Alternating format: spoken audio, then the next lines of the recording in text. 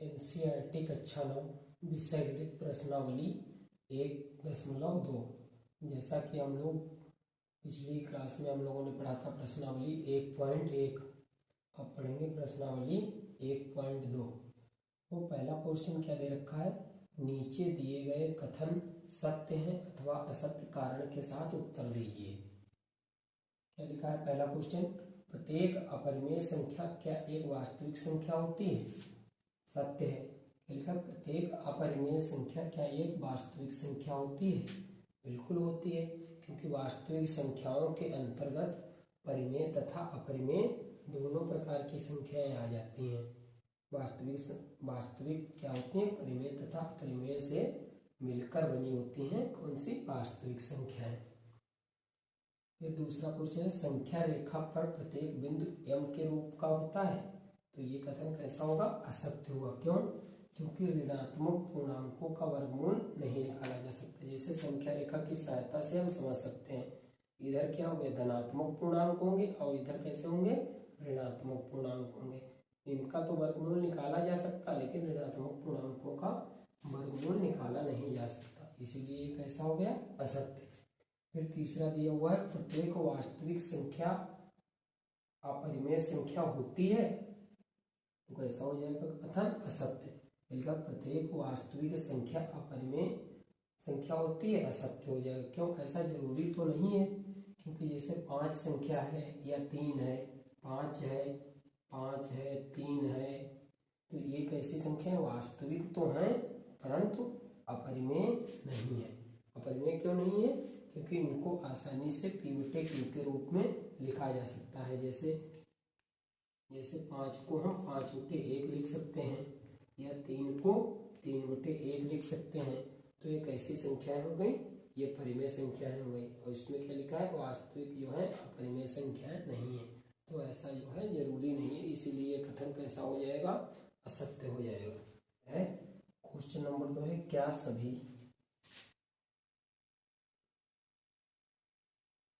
प्रश्न संख्या 2 है, क्या सभी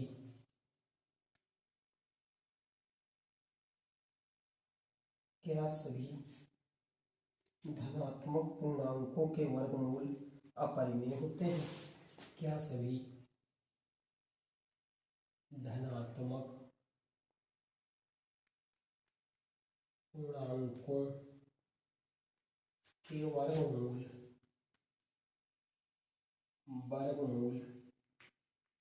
अपरिमेय होते हैं? अपरिमेय होते हैं।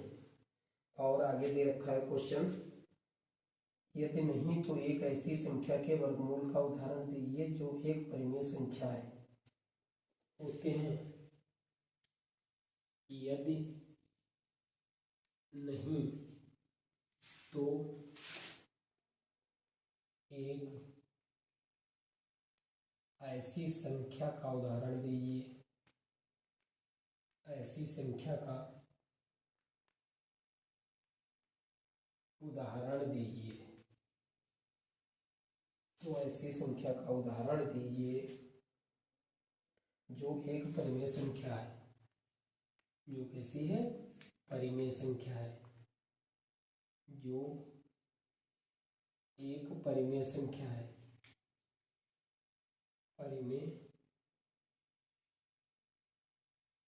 परिमेय संख्या है।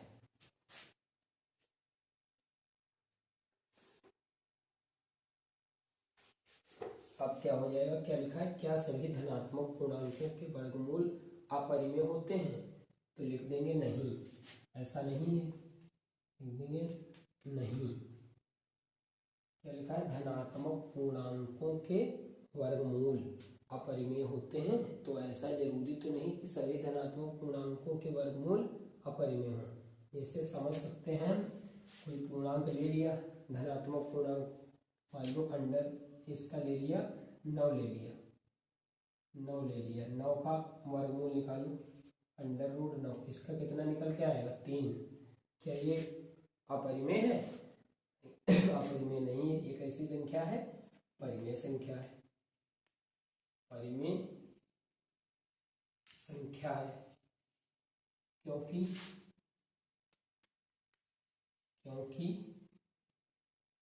इसे P बटे Q के रूप में लिखा जा सकता है, P बटे Q के रूप में लिखा जा सकता है। अगला प्रश्न नंबर 3 क्या कह रहा है?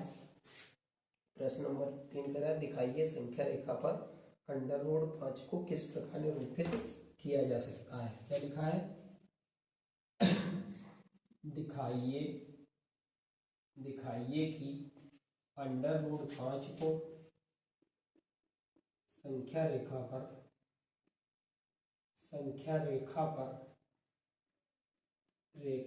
किस प्रकार निरूपित किया जा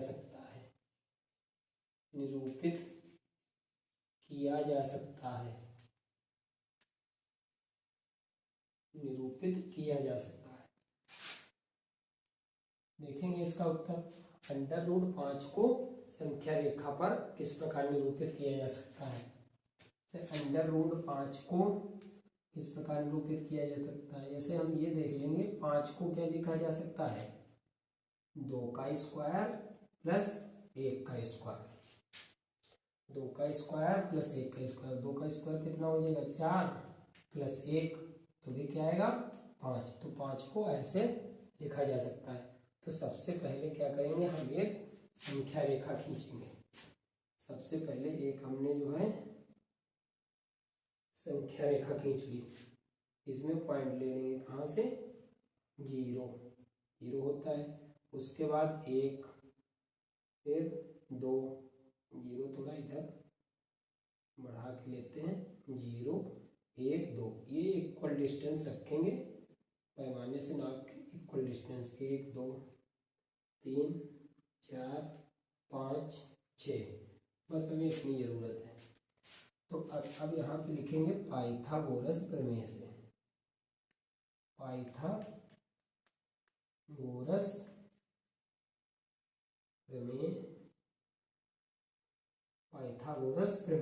पाइथागोरस प्रमेय से क्या हो जाएगा। अब ये अंडर रूट 5 को हम लिखना चाहें तो अंडर रूट 5, अब यहाँ से पहले देखो ऐसे समझ लेते हैं कि यहाँ से 2 का स्क्वायर है, तो क्या पाइथागोरस प्रमेय से क्या होती है, कर्ण का स्क्वायर बराबर आधार का स्क्वायर और प्लस लंब का स्क्वायर, यही होता है आधार का स्क्वायर प्लस लंब का स्क्वायर। अब ये अंडर रूट 5 का स्क्वायर हम कर लें, अंडर रूट 5 का स्क्वायर बराबर क्या लिख सकते हैं, 2 का स्क्वायर प्लस 1 का स्क्वायर। तो आधार हमारा कितना हो गया 2। तो यहाँ से यहाँ पे कोई बिंदु O ले लेते हैं और यहाँ से 2 यूनिट की दूरी ले लेंगे, पटरी से जो 2 यूनिट की यहाँ से यहाँ तक जो है 2 यूनिट की दूरी ले लेंगे और उसके बाद इस पे एक लंब खींचेंगे। इस पे एक जो हमने लंब खींच लिया। लंब खींचने के बाद 1 यूनिट की डिस्टेंस, यहाँ से यहाँ तक कितनी यूनिट डिस्टेंस है, 2 यूनिट की दूरी है। अब ऊपर हम 1 यूनिट दूरी का एक जो है चाप लगाएंगे। इतनी ज़्यादा हो रही है 1 यूनिट, थोड़ा कम ही रखेंगे, इतनी है, यहाँ से यहाँ तक ये चाप लगा दिए 1 यूनिट का। 1 यूनिट का चाप लगाने के बाद हम इससे जो है इसको मिला देंगे। ये डिस्टेंस कितनी हो गई 1 यूनिट, 1 इकाई हो गई। ये कितनी हो गई 2 यूनिट। 2 यूनिट कितनी 2 इकाई, 1 यूनिट और 2 यूनिट। अब इसमें पाइथागोरस प्रमेय जब लगाएंगे तो ये निकल के कितना आ जाएगा अंडर रूट 5। अंडर रूट 5 तो क्या हो जाएगा 2 का स्क्वायर, वही निकालेंगे, कर्ण का स्क्वायर बराबर 2 का स्क्वायर प्लस 1 का स्क्वायर, 4 प्लस 1 बराबर 5। तो हमारा कर्ण कितना निकल के आ जाएगा, कर्ण बराबर अंडर रूट इस तरह से हम जो है √5 को संख्या रेखा पे प्रदर्शित करा सकते हैं।